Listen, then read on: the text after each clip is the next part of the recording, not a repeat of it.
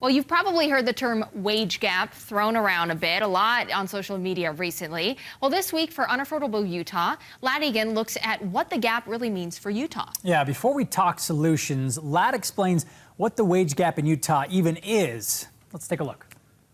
For every dollar a man makes, Utah women make about 70 cents. According to the YWCA's Well-Being of Women in Utah report, the national average is about 80 cents on the dollar. It's part of the reason Wallet Hub recently ranked Utah as the worst for women's equality. And while studies clearly show a gap in earnings, those who study it quickly point out how complicated it is to narrow down an exact cause. It is rarely a case of me as a supervisor sitting down with a male employee and a female employee and saying, I'm going to pay you, the female employee, less than you for the same job with the same qualifications.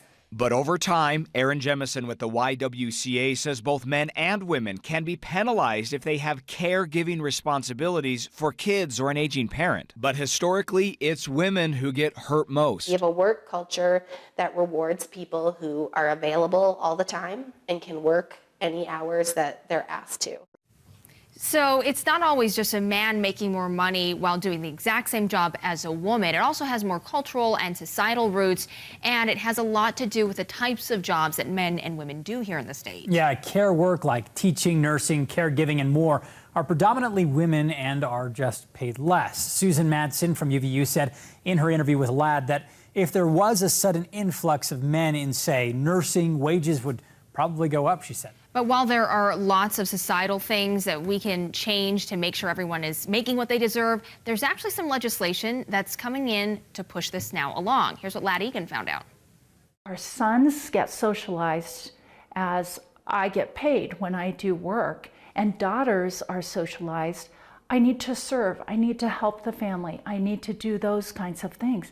It's not enough, she says, just to give encouragement and establish best practices. I probably in the last year have come to the conclusion that if we don't have some public policy, some legal, kinds of things, that we're not going to move the needle in Utah. This is a bill that will benefit everyone. That's where Democratic Representative Mark Wheatley is stepping in, sponsoring a bill that would prohibit an employer from asking about salary history. This question could not be asked. There would be penalties applied. The first offense would be $500. Wheatley says it would create an equal playing field, preventing low pay from following you from one job to the next. This will help women in the long run, and it will help decrease that gap. We absolutely need this kind of legislation. Experts say this bill is one of the most promising policy practices and would make Utah one of just over a dozen states with such a law on the books. But more could be done. Around the country, laws with more teeth do exist, including allowing employees to sue for lost wages and prohibiting retaliation if an employee discusses their wages. And finally, Ladd has a few tips to help out right now.